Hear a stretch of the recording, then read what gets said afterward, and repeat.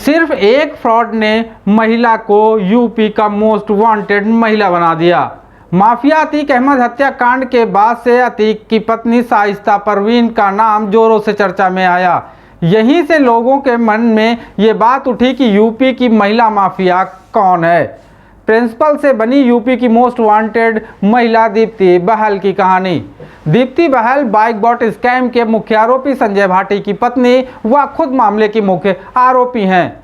दीप्ति बहल शादी से पहले Baraut college of education Baghpat की प्रिंसिपल थी, जो चौधरी चरण सिंह विश्वविद्यालय से एफिलेटेड है। दीप्ति के प्रिंसिपल होने के बाद का खुलासा जांच कर रहे अधिकारी ने किया था। अधिकारी के अनुसार वेबसाइट बड़ौद कॉलेज ऑफ एजुकेशन.org में दीप्ति को बतौर प्रिंसिपल बताया गया।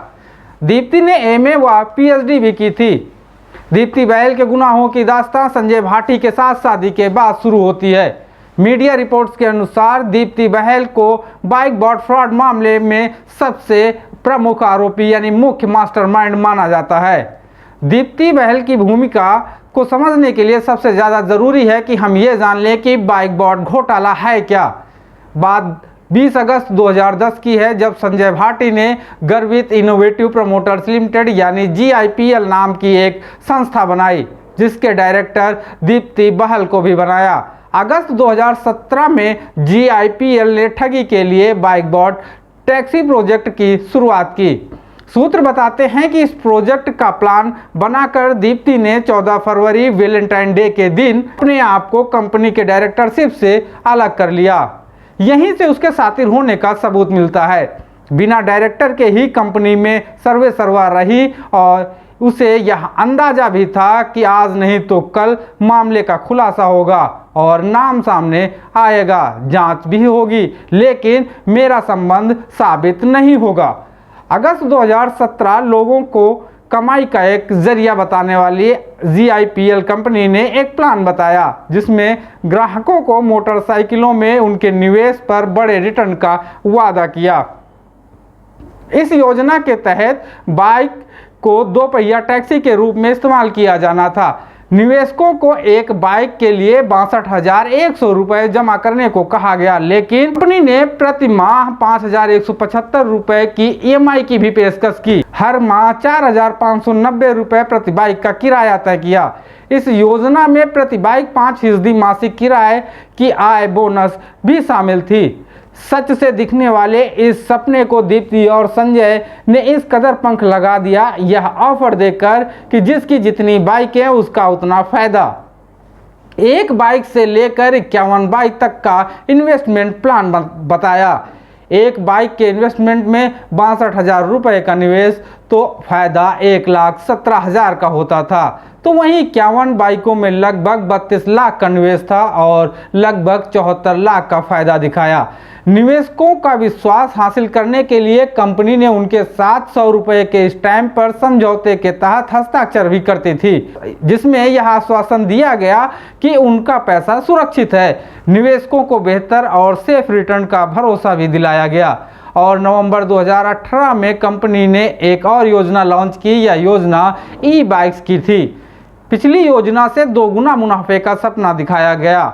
पूरे देश के लगभग 8 लाख लोगों पर यह सपना इस कदर चढ़ा कि लोग पूरी तरह से लूटने को तैयार हो गए और जब तक सपने से बाहर आते आते तब तक उनका सब कुछ लूट चुका होता है। आज पूरे देश में 250 से अधिक मामले इस बाइक बॉट मामले को लेकर दर्ज हैं। इस पूरे मामले में 3 जांच एजेंसियां जांच कर रही हैं। धोखाधड़ी के आंकड़े के बारे में अलग अलग अनुमान है। मेरठ के आर्थिक अपराध शाखा EOW का अनुमान है कि यह स्कैम करीब 4,500 करोड़ रुपए का है। इस मामले में 40 वर्षीय दीप्ति पर साल 2019 में घोटाले का पहला मुकदमा दर्ज हुआ, जिसे दादरी पुलिस स्टेशन पर दर्ज कराया गया और यह मामला दर्ज कराने वाले निवेशक सुनील कुमार मीणा थे। इस बाइक बॉट घोटाले में अब तक कुल 32 निदेशकों के ऊपर FIR दर्ज की जा चुकी है, जिसमें 24 की गिरफ्तारी भी हुई। कंपनियों के निदेशकों के साथ कुछ और नाम भी बहुत महत्वपूर्ण हैं, जिसमें राजस्थान के कांग्रेस विधायक और UP live today news channel के मालिक बद्री नारायण उर्फ बीएन तिवारी हैं। नोबेल कोऑपरेटिव बैंक के सीईओ विजय कुमार शर्मा भी इसी लिस्ट में हैं। तो वहीं दिनेश पांडे, ब्रजेंद्र सिंह हुड्डा जो प्रमुख मास्टरमाइंडों में से एक हैं, विनोद कुमार जैसे लोग भी शामिल थे। इन नामों में विजेंद्र सिंह हुड्डा जो DTH service provider independent TV के मालिक थे, उसने बैंक सीईओ विजय कुमार शर्मा को मामले में शामिल किया, जिसके माध्यम से फर्जी चेक बनवाने का काम लिया। तो वहीं विजेंद्र सिंह हुड्डा ने ही लाइव टुडे न्यूज़ चैनल के मालिक बीएन तिवारी से संजय भाटी की मुलाकात कराई। बीएन तिवारी ने जीआईपीएल को बैटरी बाइक की सप्लाई दी और अपने दोनों बेटे मनोज तिवारी व कुश तिवारी को आईटीवी का डायरेक्टर बनाया। साथ ही खुद संजय भाटी का आर्थिक सलाह के रूप में काम करते रहे। 2019 में संजय भाटी ने सूरजपुर कोर्ट पर सरेंडर किया। तो वहीं गिरफ्तारियों ने तेजी पकड़ी, जिसमें प्रमुख हैं विजय कुमार शर्मा की गिरफ्तारी 2020 में, तो बीएन तिवारी की 2021 में, संजय भाटी के भाई सचिन भाटी और अमन भाटी की भी गिरफ्तारी हुई। साथ ही दिनेश पांडे, रविंदर, पुष्पेंद्र आदि की भी गिरफ्तारी हुई। बाइक बॉट स्कैम में प्रमुख षड्यंत्रकारी दीप्ति बहल, भूदेव और भूपेंद्र सिंह हुड्डा पुलिस की पहुंच से दूर हैं। 2020 में दीप्ति बहल पर यूपी सरकार ने 5 लाख का इनाम रखा।